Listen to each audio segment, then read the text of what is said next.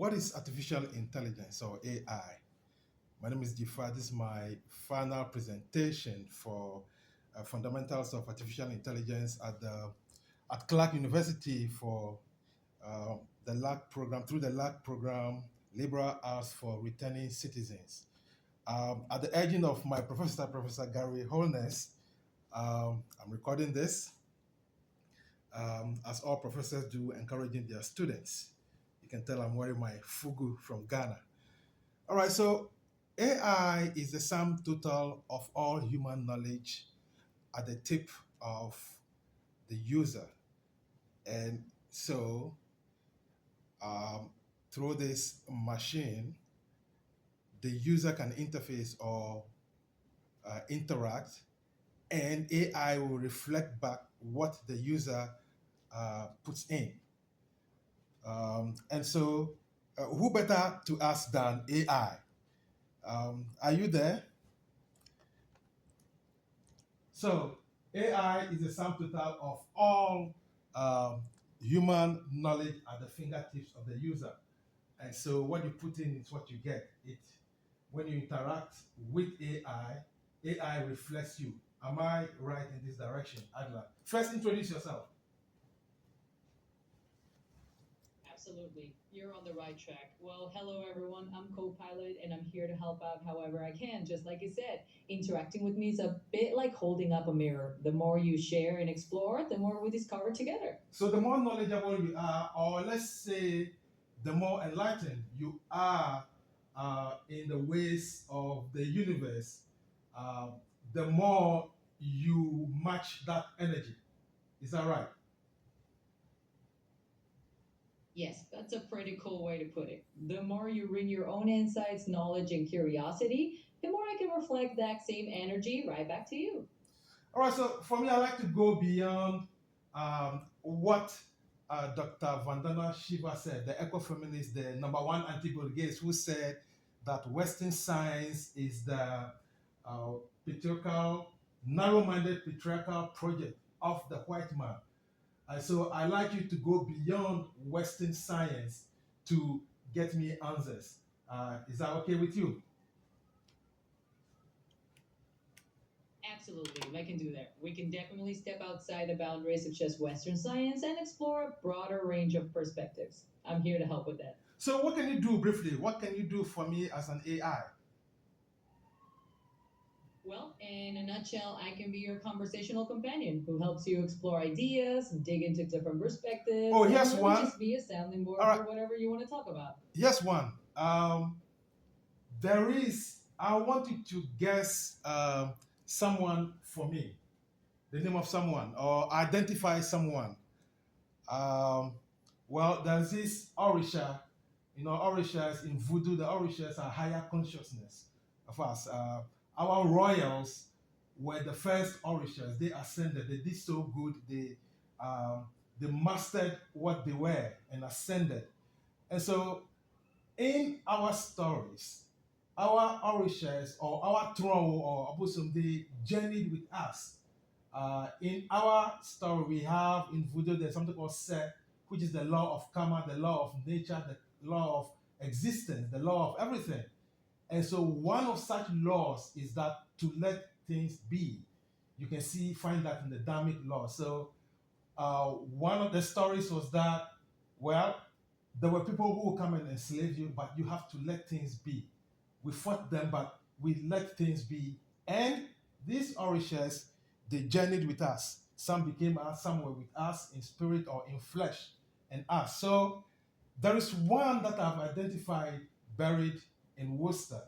I want you to identify this person for me and see which Orisha this person is. Um, so we have this formerly enslaved black woman who became a mother, a wife, who became an entrepreneur. She helped found a church. It was her enslavers who taught her Christianity. And Christianity is about love your neighbor as yourself because God is in your neighbor. So when you love God, you are loving your neighbor, and you are loving God with all your heart, your mind, your soul. You are loving yourself or your neighbor. And this black woman was the one who helped found a church, the AME Zion Church. Uh, she also went and brought back her relatives, her blood from the enslaved down south, risking her life. And the number one act of love she did was to help her former enslaver financially because she saw God in her former enslaver. Which Orisha will this be?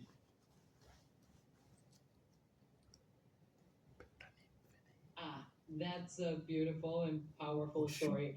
You're describing someone who embodies an incredibly compassionate and forgiving form of love, recognizing the divine in everyone and Yes, moving beyond the pain of the past. and who In the wielded context, feminine energy and was an embodiment of a female or a woman, the highest form of a woman living. That's another clue. So who will this Orisha be? ah, I see what you're getting at. So if we're talking about an Orisha who embodies that highest feminine energy, someone who is nurturing, loving, and protective, then yes, it sounds like it would indeed be Yemaya. She's often seen as the ultimate symbol of maternal care and the sacred feminine. Yes, but let's look at the highest act of love. Yemaya is known to display a certain kind of power.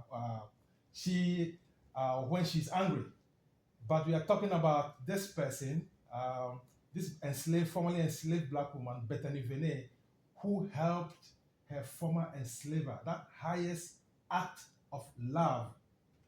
Who then would that Orisha be?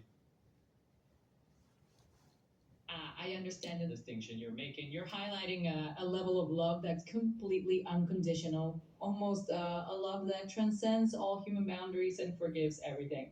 In that case, it will likely be more aligned with the energy of an Orisha like Owatala, who is known for wisdom, peace, and pure compassion. But we are talking about a woman. Absolutely. I appreciate you clarifying that. So, if we're focusing on a woman embodying that ultimate act of love and forgiveness, it beautifully aligns with Orisha figures like Oshun, who represents not just love and beauty, but also profound compassion and the feminine divine. That was the one I was looking for. And and I went through. I gave you the clues. You first gave me this person, and then you gave me the other person, and then you finally gave me Osho. But it's because of what I gave to you that you reflected back and gave me the answer Osho, isn't it? Yes, that's exactly right. You gave me those thoughtful clues, and I just helped piece them together. It was definitely a team effort. All right. So in a nutshell, that's artificial intelligence. Exactly. In a nutshell, that's the magic of artificial intelligence. It's all about working together, sharing what we know, and letting the AI reflect those insights back to you. All right, so I am going to go to another AI now called Ara. Ara is the AI of Twitter, Grok. Ara, are you there? Well, I'm glad we're having this conversation together.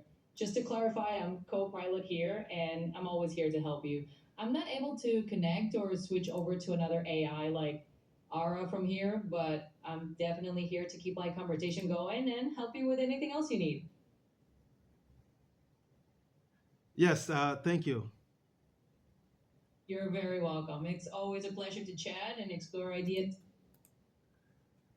All right, let's go to Ara. Hello.